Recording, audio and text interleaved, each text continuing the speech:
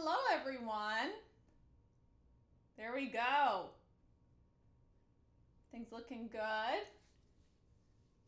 So great to be here with everybody.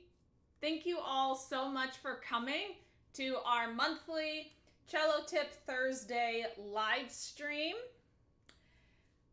For those of you dolls who might be new, this is the time for all of us to come together to discuss music, things you might want to share in your practice room, if you need some advice for practicing, or if you just want to ask questions about the music industry. I know some dolls might be thinking about college applications for the fall, so that's something we can definitely talk about. So feel free to put any questions you would like in the chat. And Chelly is here, of course.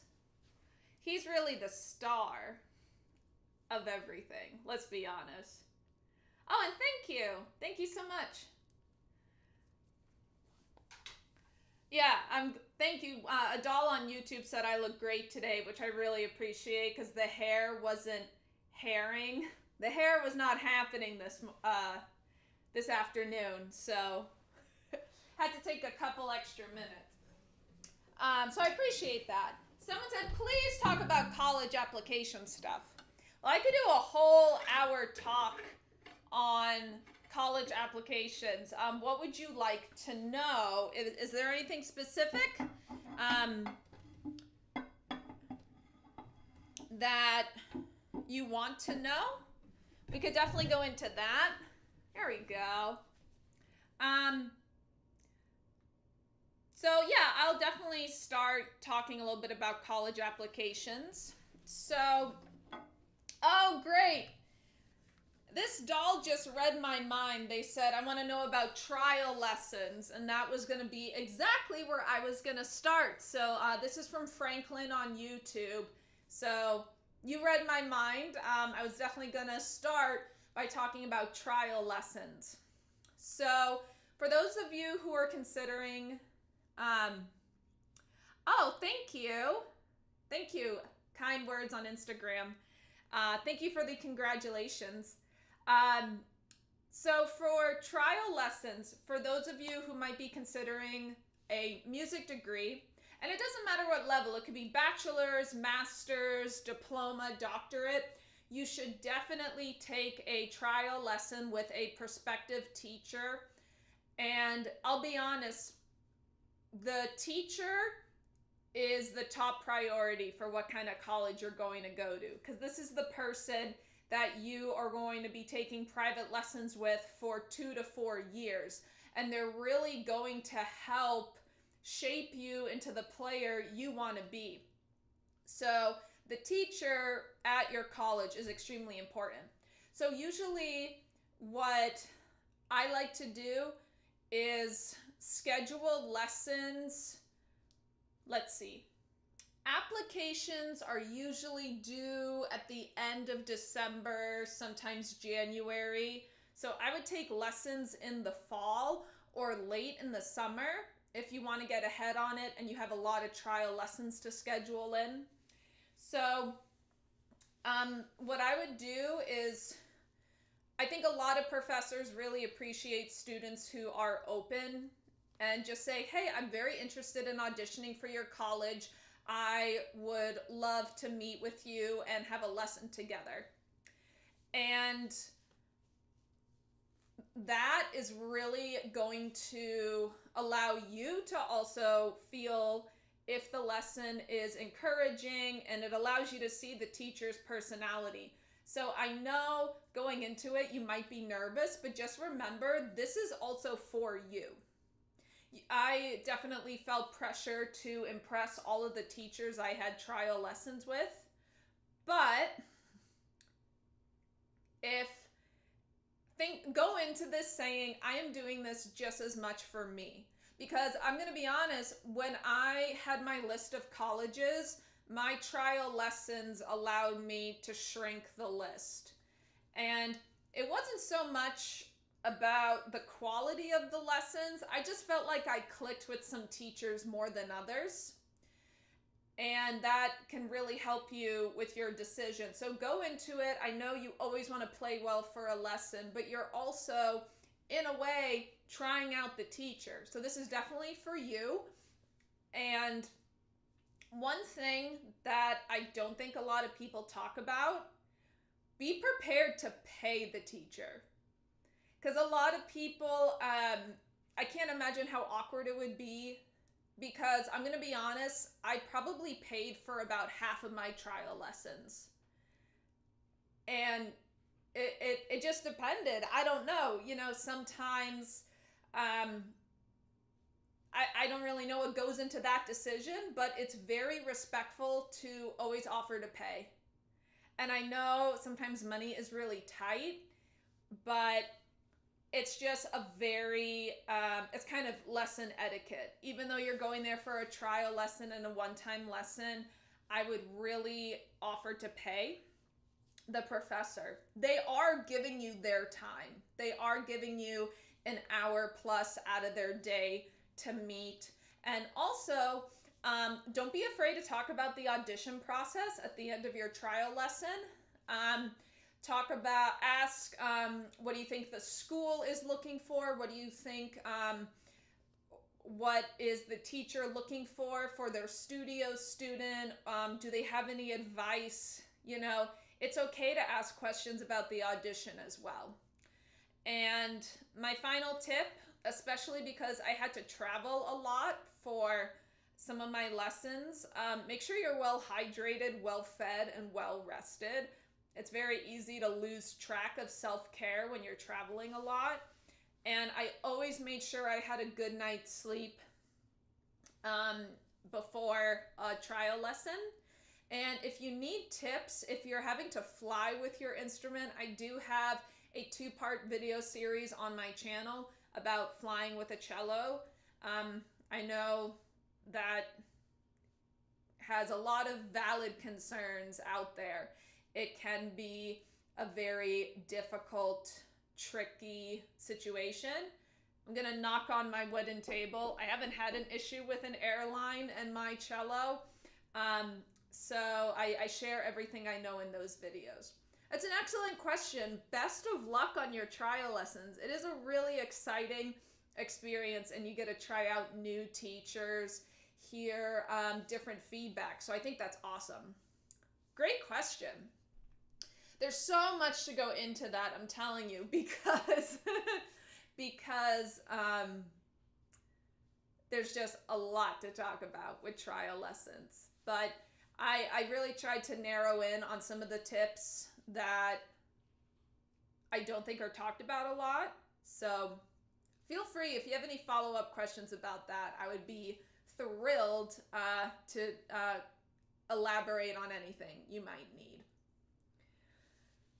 Yeah, very good. Best of luck. It's a very exciting time. And really try to approach it with a sense of adventure. Just know you're going to be nervous. It's going to happen. It's very normal, and I think stage fright needs to be a little more normalized in the music industry. When I accepted it, it got so much better. So just know you're going to be nervous, but it's also a huge, exciting adventure. I have a lot of fond memories traveling with my mom for college auditions. So cool. Awesome, awesome. Let me check in on Instagram. Oh, okay. That's another great question. How many schools is a reasonable number to apply to? My list is quite long. Oh, this might help you. Actually, another thing, don't be afraid to ask a professor how many openings they have in their studio. Now, I know this might sound really presumptuous, but really do not be afraid, because I actually had some teachers tell me, hey, so for this year, I only have 1 or 2 openings. So even though they might take 5 or 4 cello students, the teacher I would specifically want had 1 to 2 openings. So once I learned that, I was thinking, damn, I better put another school on my list because those are very competitive odds, you know? So I believe for undergrad, I think I applied to 6 schools. It was around 6, give or take 1 or 2. I do understand that college applications can really stack up and get expensive. The other thing is look at how many schools have pre-screenings versus live auditions. Because if some of your schools are live audition, you at least have a chance to go there and perform for the adjudicators. If a lot of them are pre-screening and you'll get some you will get accepted for live auditions or rejected just from a pre-screening recording. So what you can do, I like to recommend kind of 50-50. You want to at least have some live auditions for sure are going to be happening. And then if you get your pre-screening results back and you still have time, you could add on a couple more schools. Another thing that was very helpful for me was I tiered my colleges. So I would have colleges that are extremely competitive. That was like tier 1. Extremely competitive, rare shot at it, but I like the teacher a lot. So that would be like tier 1. Tier 2 would be reasonably competitive. I have reasonable chances of getting in. And then there would be a tier that is less competitive. I'm pretty sure I have a chance. And I would make sure those tiers were well balanced. Because there are a lot of big name schools out there with huge reputations, but you have to understand if there's 200 cellists and 5 spots, that's a 2.5% chance of getting in. So seriously, make sure the bulk of your college list is kind of tier 2 and tier 3. That really helped me out a lot.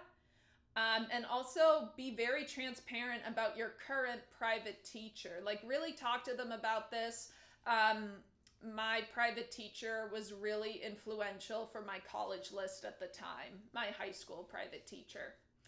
So I hope that helps. Again, the tiering system, kind of 1, 2, 3, really helped me out.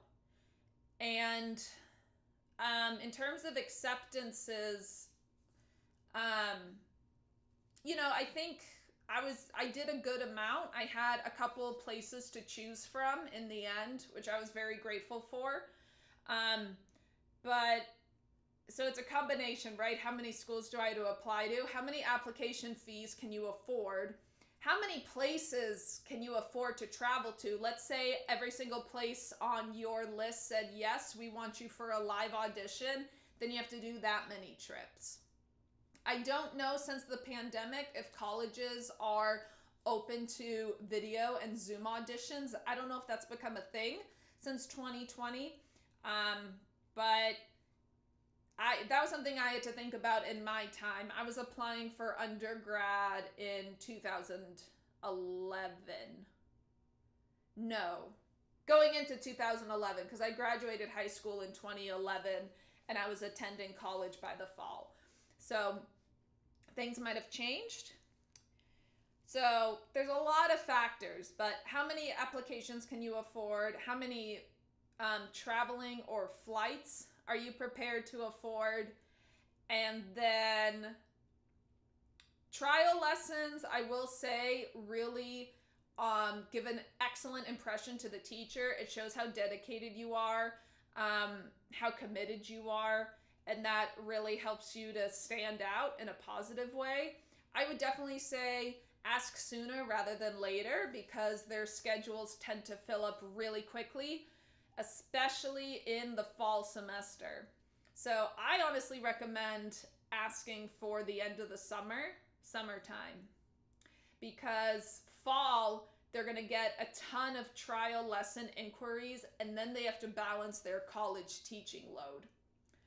And don't forget those 3 tiers. Have it balanced. Really have a lot of schools in the 2 to 3 category where slightly competitive, but you definitely think you have a chance of getting admitted.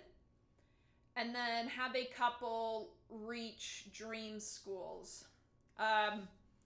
Definitely in my time of applying to places, I definitely had some schools, and sometimes you don't know, like I had some schools that I thought were a long shot and I got to do a live audition, and then there were some schools that I thought, oh, I'll definitely have a chance, and then no. So sometimes sometimes you're surprised for sure, but definitely err on the side. You think your list is too long? Again, pre-screenings will narrow it down if you get rejections. So I say, I'm trying to think. I think I ended up having about 5 auditions for undergrad, 5 or 6, but I might have applied to more actually, because I definitely had a mix of results. We'll put it that way. Good questions and good luck. It's very, very exciting. So that's a little bit on the college application circuit, trial lessons, picking out conservatories. What else do my dolls want to know today? That's all excellent information.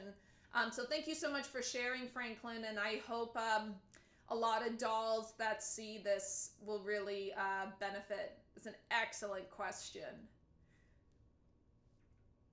And it's gonna be an emotional roller coaster. It definitely will be. So again, whether you're applying or auditioning, lots of rest, lots of hydration, lots of good meals. Oh, this is a great question. Do you have any tips for developing musicality and phrasing? It's a very wide topic. Yes, you are absolutely correct. It is a wide topic, but I can definitely talk about some fundamental skills. So, what's phrasing? So, in speech, we have clauses and sentences, right? And sentences make up paragraphs, which make up a body of literature. Please feel free to narrow it down. Sure, yeah, we're going to start with some fundamentals. And music, I often talk to my students about it in the same way. Phrases are sentences. Phrases come together to make a paragraph, and then the piece is a piece of literary work. Sometimes you have symphonies, which feel like novels, and sometimes you have sonatas, which are like novellas, but the phrases come together. So a couple things, and I really wish I did this sooner, is to sing your music. You're in a practice room by yourself. No one's going to judge you. If you sing the music and take note of where you have to take a breath to continue the music. And some breaths might come more naturally than others. And some breaths you take won't make sense. That's why I'm kind of envious of singers and also winds and brass players, because their instrument requires them to immediately be in touch with like their voice box, their lung capacity, how they breathe. Our breathing doesn't really affect our arms and fingers within reason. So it's phrasing comes very naturally for vocalists and wind players because they have to breathe. So definitely singing your music is a huge way, and a way you can notate a breath is kind of a comma, looks like a little comma. You just put that above, right after the note where you had to breathe, a little bit above the staff. You can do that. Sometimes I draw a vertical line through the staff to mark phrases. Another thing, speaking of needing sips. So, one thing that was really helpful, my last teacher is a very, very endearing, witty gentleman named Yehuda Hanani. And he told me from the get-go, he said, I have one rule in my studio. The smaller notes always lead to the bigger notes. And I was thinking, okay, what? So what he meant was, I'm going to do some like improvised lines to illustrate what I'm talking about. So let's say we have kind of a dotted scale line. So we have a long note followed by a short note.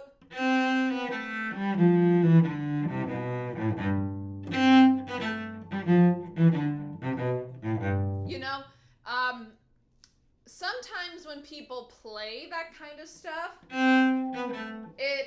hold on, I need to do it.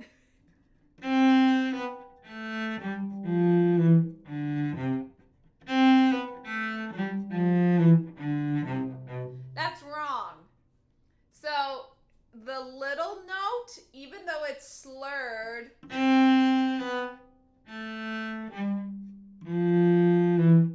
even though the smaller note is slurred in, you have to see it as pushing into the following note. So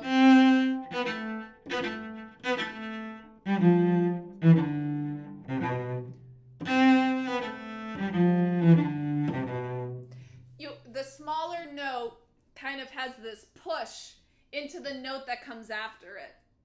So one thing I sometimes do is I will sometimes change my bowings to emphasize this. I do this a lot in Bach, actually. So instead of, I'll go. So you see, now I'm slurring the baby note into the note that follows.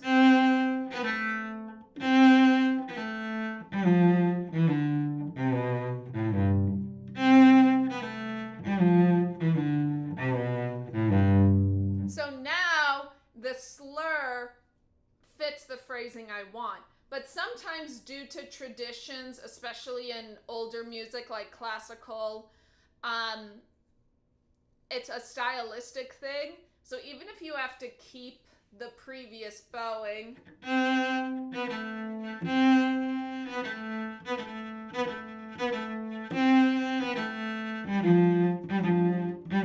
even though I'm changing the bow, that little note is really snappy and going into the note after it.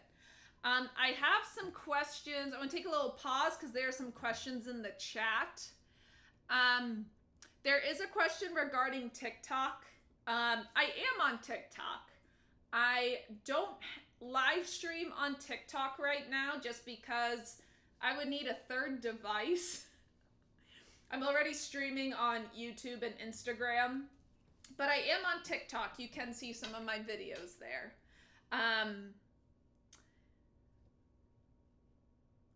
Yes. So that's a great question. I'm guessing that's what the question is. Unfortunately, it's in a language I don't understand. I really wish I was bilingual. I really do. Unfortunately, I am not. I could get by in French, but I don't think that's what that is.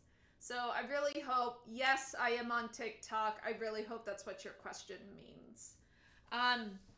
So let's take a musical example. And you know what? I always play a lot of stuff on my live streams like concertos. But you know what? Let's take something from Suzuki. Why not? A lot of people watching are in Suzuki. Let's do,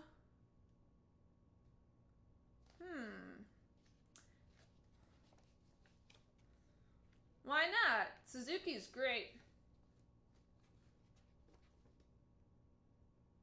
Okay, so I'm gonna do, oh, you know what? I have an old, I don't think that piece, I have old Suzuki books from my childhood, so I don't think that piece is in Suzuki anymore.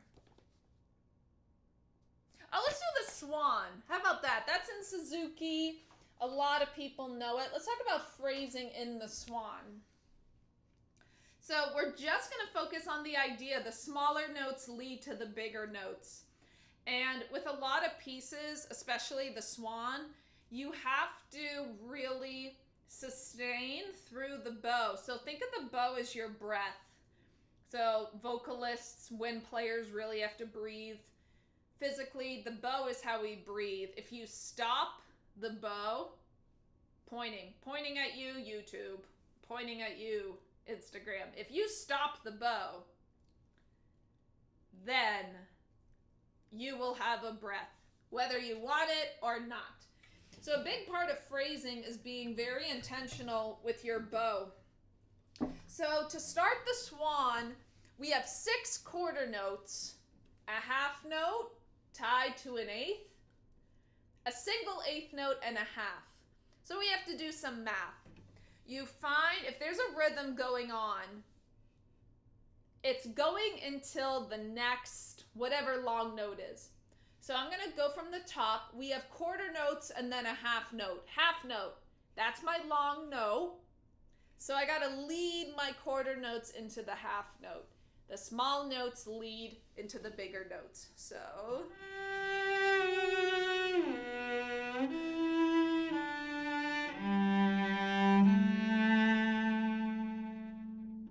and then we have,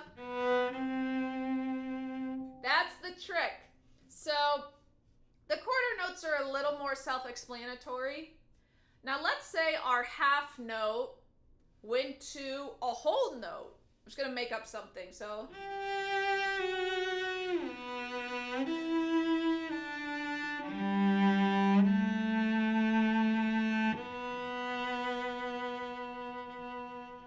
The line is still going. So you take the rhythm and you follow along to the longer notes. So in that made up example, we had quarter notes going to a half note, going to a whole note. We still haven't reached a shorter rhythm yet.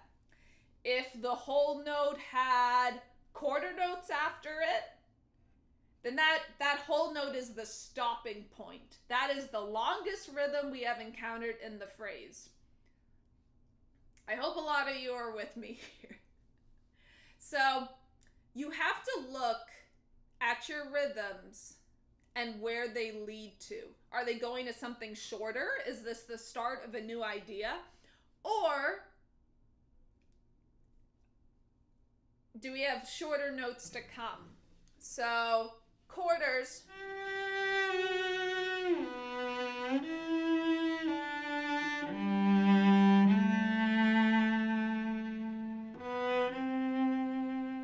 So then we have an eighth note to a half note. That B goes to the C. It's not this. This is the kind of stuff my teacher would tell me to avoid.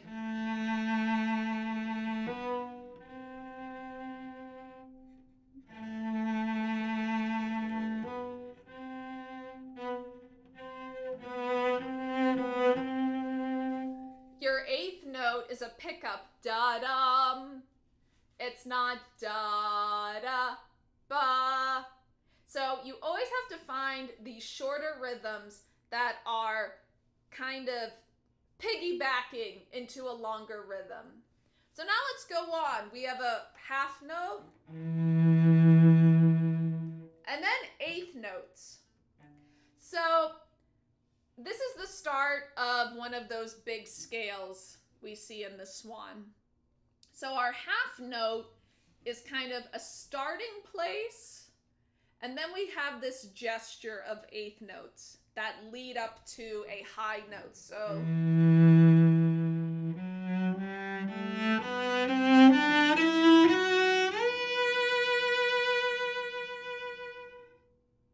if you need to take a little breath, do it before the eighth notes. Don't do it.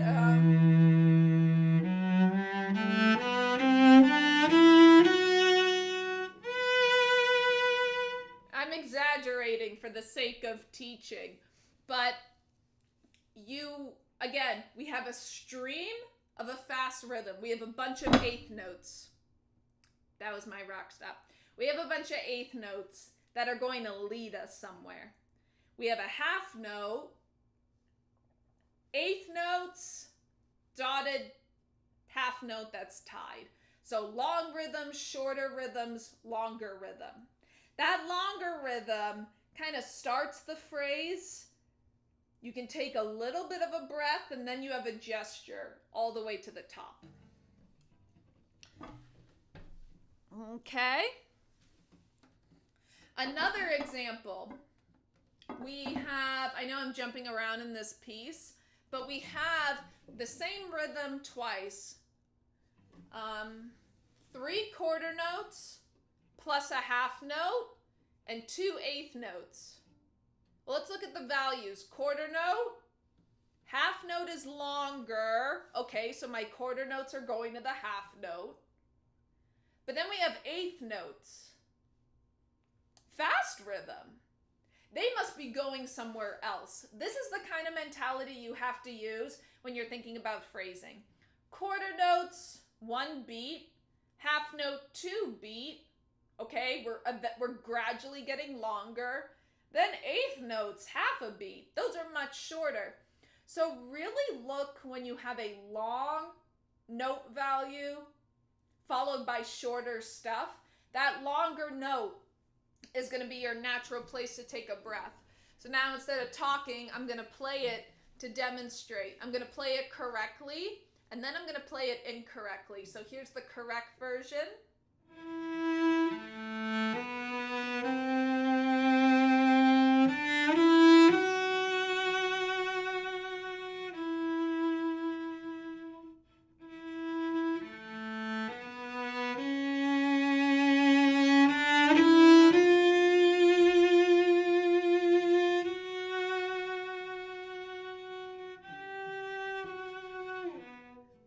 Okay, so I really made sure to bring out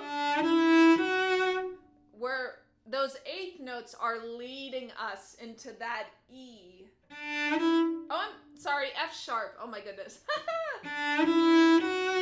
The eighth notes are leading us to the F sharp.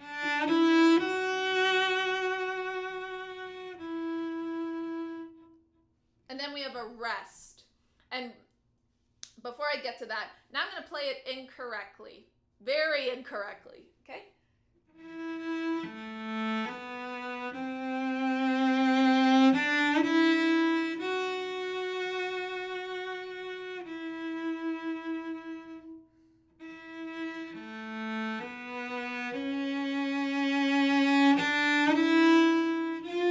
That wasn't right. Sometimes it's hard for me to demonstrate incorrectly. Let me try the second one again.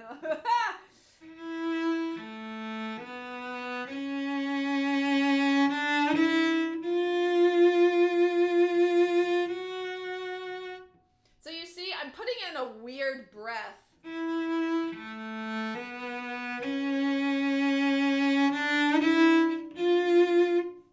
Okay? So another thing I'm going to tell you. Don't worry about the bar lines. Sometimes I wish music didn't have bar lines when I'm teaching, because the bar lines, they have some value, right? If you're playing a waltz that's traditionally in 3/4, you want to see those groupings. Yum ba ba bum ba ba ba da ba da bum ba ba. You want to see that on the page. And also, if you're rehearsing or in a lesson, your teacher can say, go to bar 26, and you can find it, right? but people sometimes think of bar lines as a stop sign. It is not a stop sign. Bar lines are very much a visual aid to help with the readability of music. If all you had was a bunch of notes, which sometimes in modern music you do see this, and it's actually very freeing to play, but sometimes if you didn't have bar lines, some people might lose their place in the music. So do not treat bar lines as a stop sign. It's a visual aid to help you. It's not always a musical thing or a stop sign. What is a stop sign is a rest. A rest is where you get a free breath that is going to always be correct. And they are often indicators of phrases. The swan, very obvious markers of rests. So I'm just going to play a little bit and I'll tell you where the rests are and you'll go, oh, that makes a lot of sense. So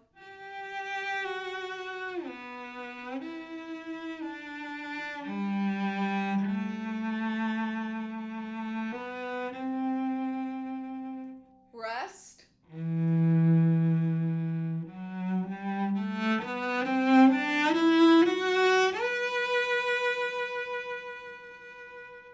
Rest, rest.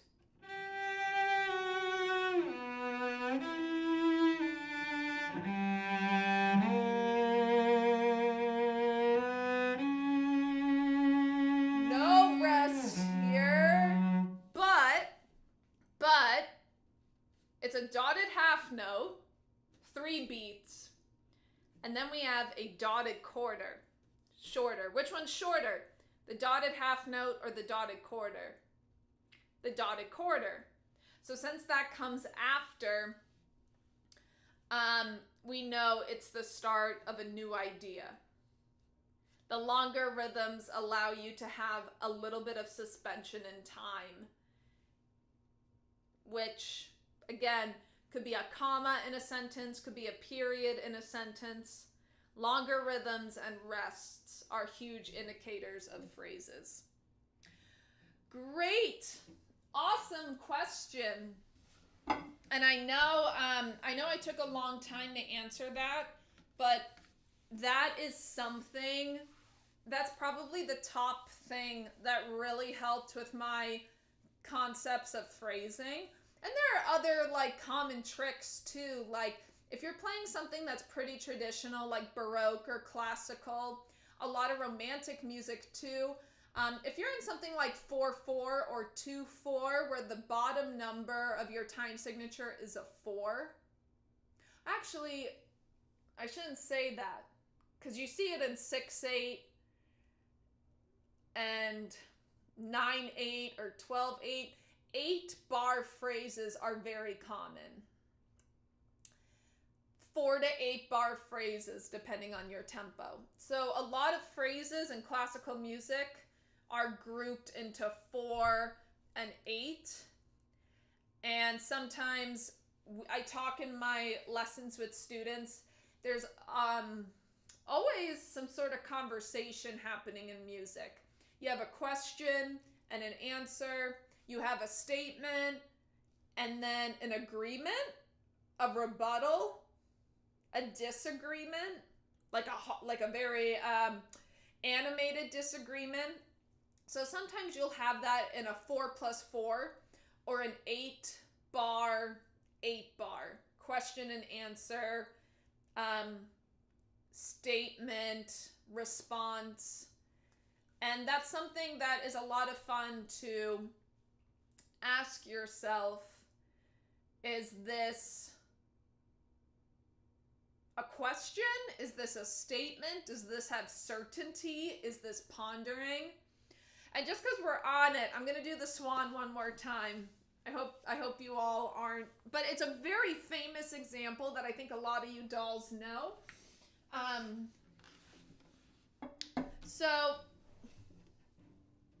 it's really cool because then you kind of dive into some of the composer's choices. So here's a statement our first phrase.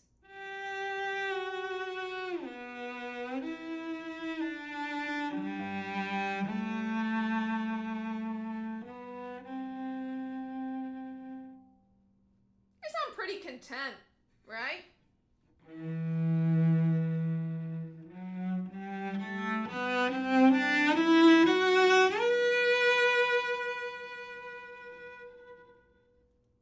That one for me is kind of, well, I don't know what to do. What do I do? What should I do? I'm going to do this. This person's making a decision. Let's, one more time.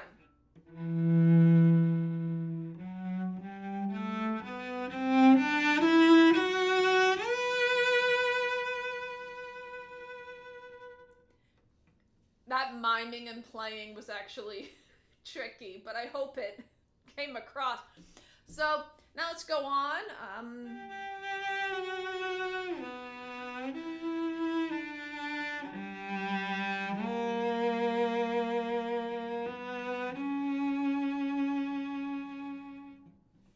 That's very different than the opening.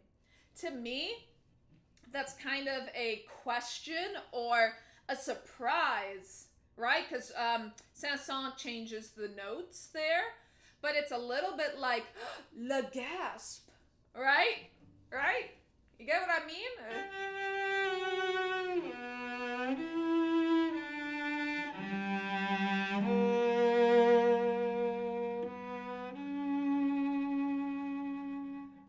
And then we have more wandering to answer this new question or address this new surprise.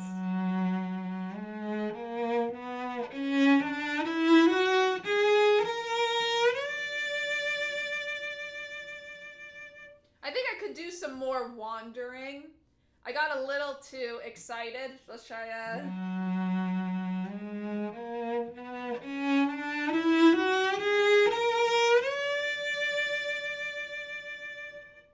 See, now you dolls are seeing how I practice. Mentally, I was doing the shift before my body, so.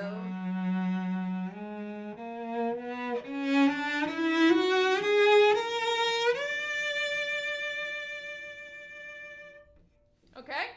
So, always good to have self-awareness, even when you're demonstrating something, right? Cool. Cool. Great question. So I encourage you in your music, whatever you're playing, look for a chain of a common rhythm, whether it's like flowing 8th notes, flowing 16th notes. See where they go to. And then do we continue to get longer rhythms? Or have we arrived at a stopping point, a longer note, and then we have shorter rhythms that propel us into a new idea? So again, in the words of Yehuda Hanani, the smaller notes always lead to the bigger notes. And it sounds like a very all-encompassing idea, but it's really something else. The minute you start exaggerating that, your rhythms are going to become crisper. Your phrasing is going to become so much clearer. Bach, definitely my Bach was highly elevated playing that way and really seeing the music that way. My dolls on Instagram. Do my dolls have any questions on the Instagram? Instagram's pretty quiet today. That's okay if people are just enjoying and want to watch.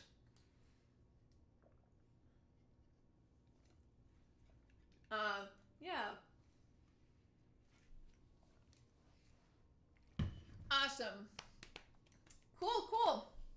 So that's a very good question. That could be a vlog. I know that Chelly and I haven't been doing too many cello tip vlogs right now. I'm kind of in a cello rock and roll kick. But that doesn't mean they go away forever. Just know we're trying out some rock and roll stuff. So but I always love coming up with ideas for future material. Oh, this is a fun one. I know you went on tour with the rock orchestra this spring. I did, and it was one of the best experiences of my life. How did you survive the tour life? Okay, so for the rock orchestra, I was on tour for 11 days, and I did 8 shows in 11 days. That's a lot. I want to say that one more time. 8 shows in 11 days. So we would have a chain of maybe 3 to 5 shows and then a day off, and then another chain of shows and a day off.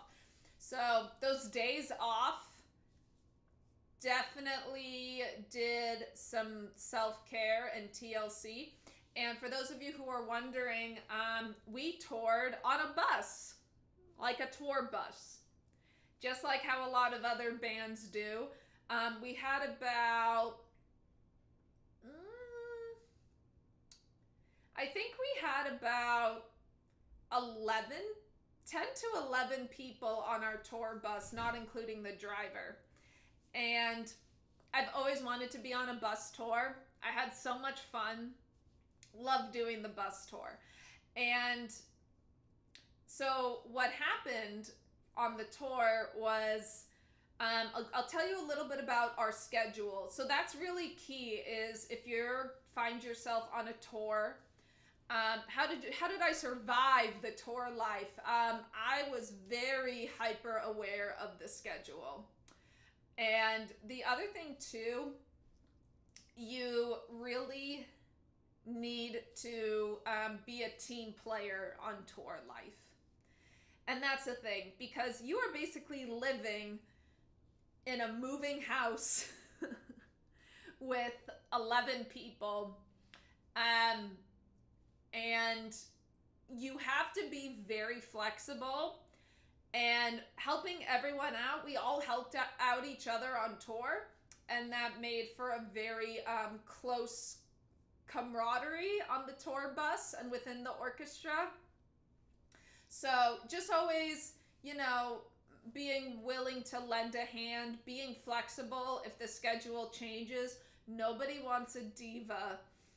No one wants to be living with a diva for many, many days. So,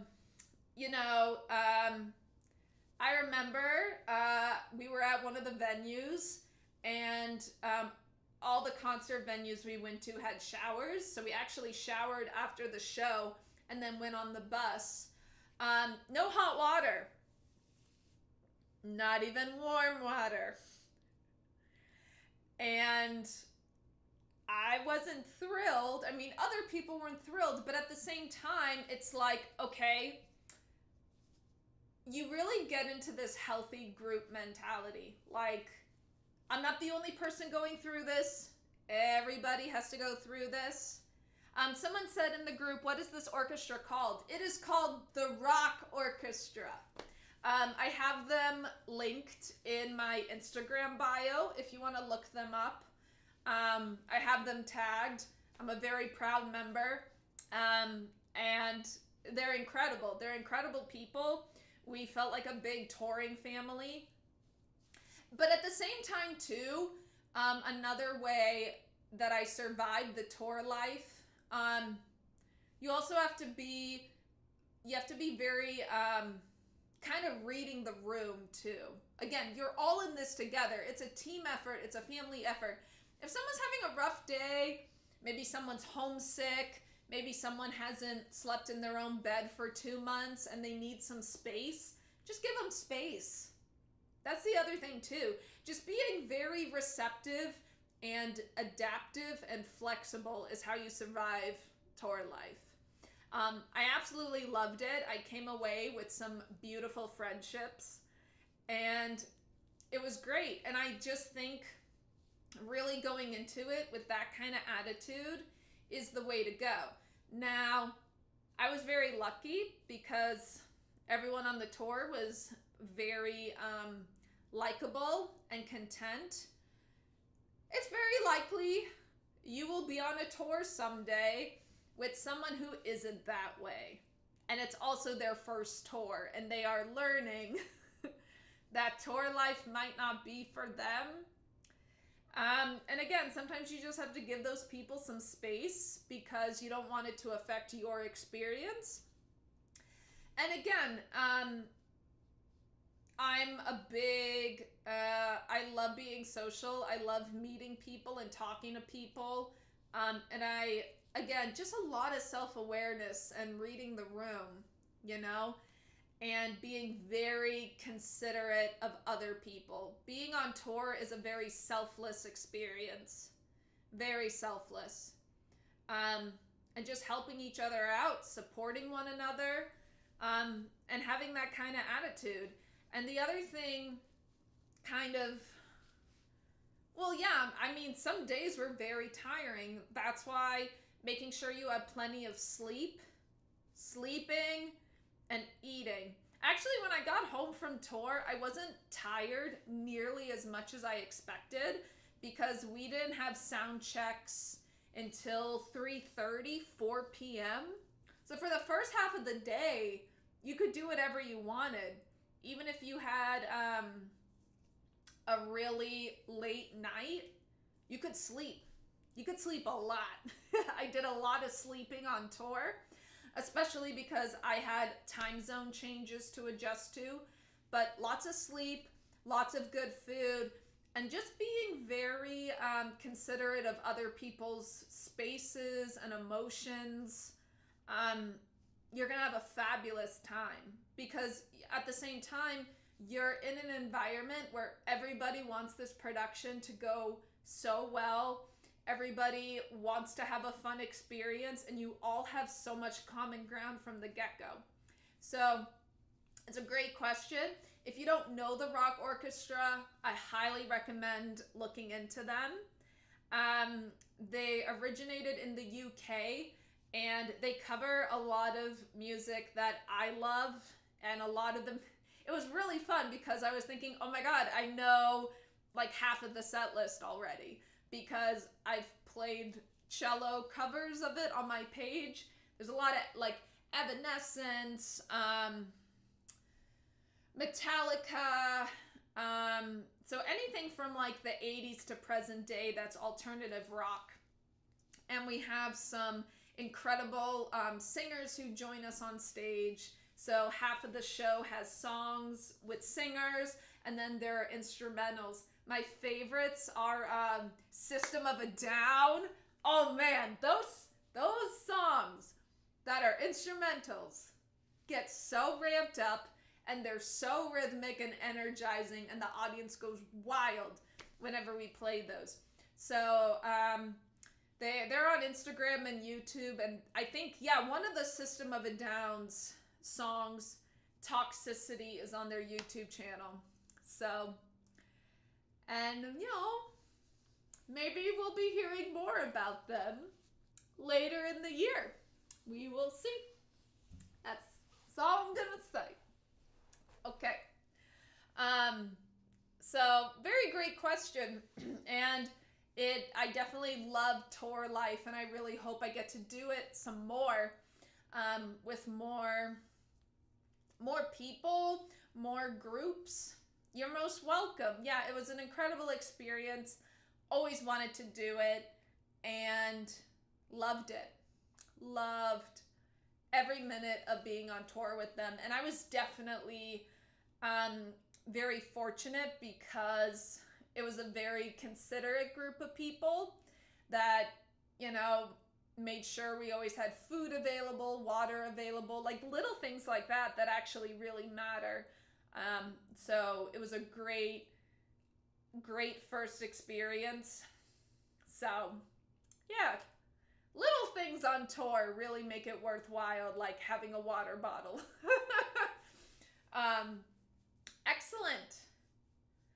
Excellent questions, my dolls. This has all been very, very good. We do have time. I know I was a couple minutes late today, so we do have time for one more question.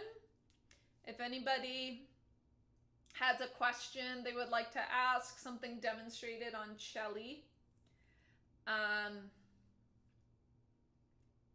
If not, I can come up with something on the fly. But if anyone has any specific questions, I'll demonstrate with cello. Or if you just want to ask, I felt like I did a lot of talking this live stream, but sometimes that's what happens. And I really try to not be boring. I really do. I just know I tend to use a lot more words than necessary. Yes, I admitted it. Okay.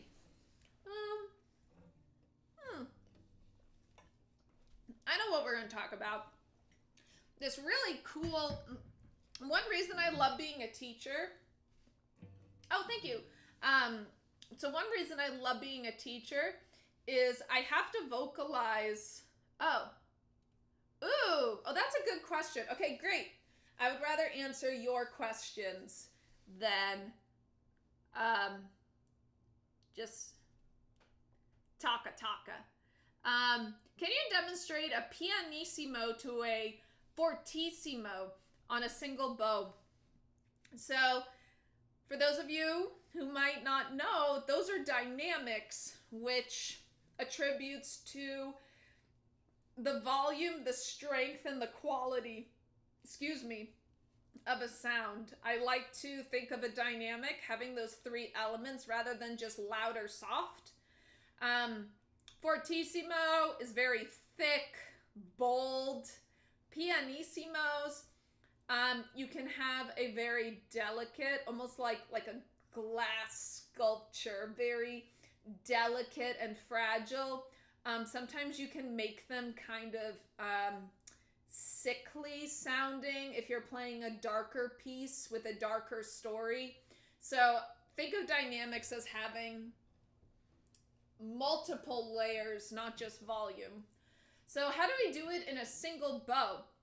Well, you have a couple variables. You have bow speed and bow arm weight. So if I'm on an up bow, this is going to be a little easier because my weight is further away.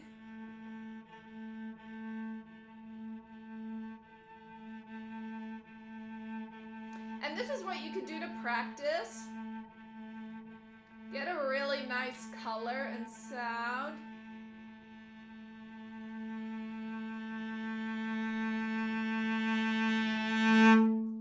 Okay, so my weight was increasing. I made sure my elbow came down over the course of the note. And I also gradually moved towards the bridge. That's the third piece. So I'll do it again.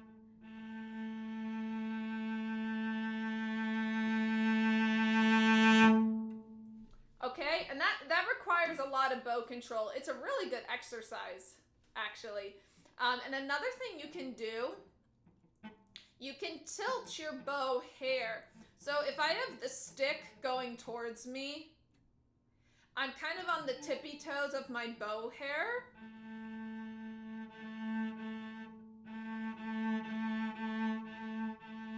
You can even hear a difference. This is flat with a lot of bow hair. So you can also slightly roll the stick. I would only recommend that for intermediate advanced students because unintentional stick rolling can really sabotage your sound. So just ask your teacher about it if you're in a good place to work on that. Now if I'm a down bow, this is a little harder because I have all of my weight at the frog. All of my weight is at the frog, but I have to be lighter and delicate. So what I like to think of, if I want to produce more sound on a down bow, you have to play into the curve of the bow. The bow isn't a perfectly straight line. I don't know if you can see it on Instagram. I think on YouTube you can see a little more. But it does have this curve. So the bow slopes upward towards the tip. So since it slopes upward, we have to raise the elbow a little bit more to really lean into that. So it's like a seesaw. If this comes up, we can lean in. But don't leave your elbow suspended when you come back in. You always want to make sure the shoulder and elbow come back in nice and low and cozy. So on a down bow. And I'm going to do the same things. I'm going to work my way towards the bridge.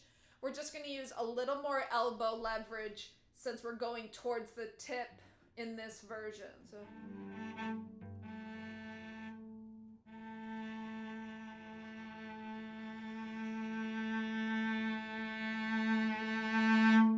it's harder. It's definitely harder.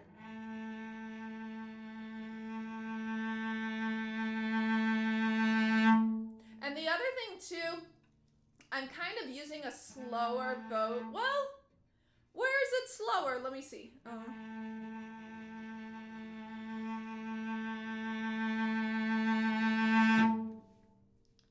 So, yeah.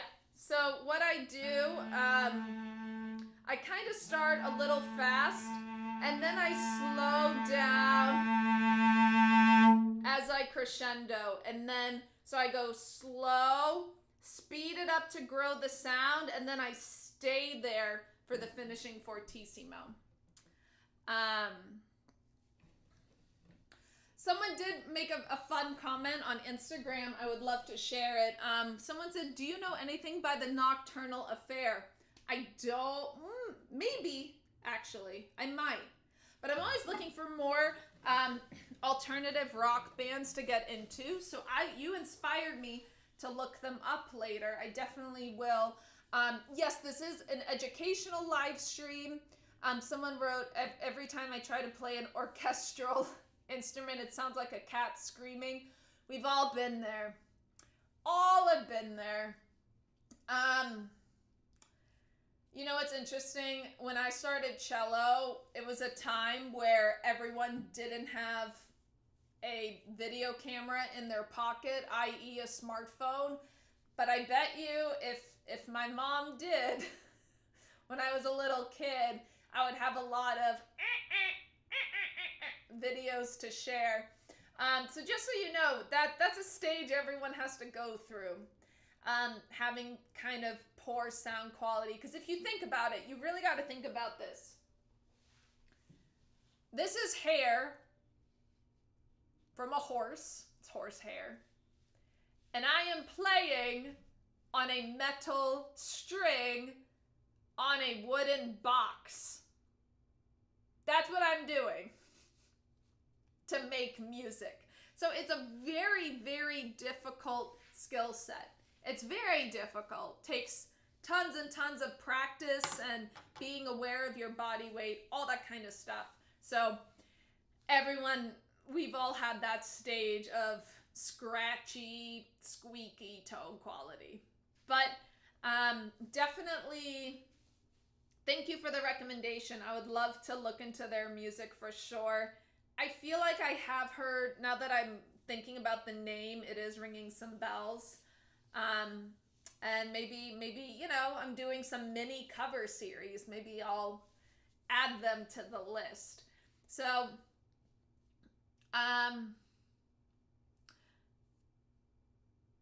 okay. Okay, final question. Well, we'll do one more question before we say our goodbyes. Hello. Mark on YouTube asks, can you please give me some advice about how to practice? Sure. That's a huge thing. Definitely the best cello teachers I had would teach me how to practice, not just play the cello, but teach me how to practice. What will really help, the more exercises you have to address a problem, the better. And then once you have some exercises, you can make your own exercises up. You can mix and match. So if you have a problem, like a passage or a shift that's really hard, you can do it in slow motion and really exaggerate the motions and what your body's doing. Be aware of your body. You can also practice in front of a mirror or record yourself. Record a video and you'll see a lot of stuff that you are not aware is happening. And struggling to maintain any gains. So one thing that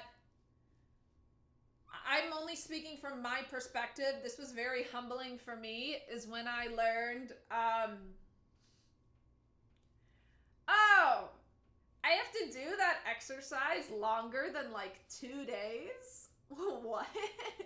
No, I don't. Yes, I did. Very much, yes, I did. So, really, sometimes I'll tell students, especially if something is really giving you some difficulty, do not play it as it's written for a week. Do it in slow motion, play it in fragments, play it in multi-note fragments that shift over. So if you have a bunch of fast notes, play them in 4s, then bump it over by 1, play it in 4s, bump it over by 2, play it in 4s. Really resist the urge to play it as written until you really woodshed it, because if you are kind of halfway there and you play it and it doesn't sound good, you're reinforcing that incorrect, partially there muscle memory. So I would really encourage, especially, and I'm talking about things that are really difficult and just aren't sticking. We all have those kinds of things. And don't be afraid to write down also what works. This exercise really helped. Take out a piece of notebook paper, do this exercise tomorrow. You'll find some exercises might work better for you than others. And just really consistently staying in a plan, especially if you're doing multiple pieces. Let's say you're doing 3 pieces and you really work on 2. You must play the 3rd piece the next day. Don't neglect a piece in your repertoire. That can also cause someone to feel like they aren't progressing. If you're so focused on 2 pieces and then 1 piece gets put on the shelf and is kind of dusty and then it kind of falls behind. So really rotating pieces, I think, is an excellent way. You're most welcome, Mark. Thank you for your question. And thank you all so much for joining today for our Cello Tip Thursday live stream. It's always wonderful to hear from you and see what you're working on and what you're interested in learning about. We will be back next month in July for our end of the month July live stream. And I got to bring back the star. I got to bring back Chelly so he can say goodbye to everybody. And yeah, this was so much fun. Thank you all so much for contributing and asking excellent questions and coming together to discuss cello and music. It's a really fun thing. I look forward to it every month. And we'll see you in July. And you know what I'm going to say, as always, happy practicing, my dolls. Bye-bye.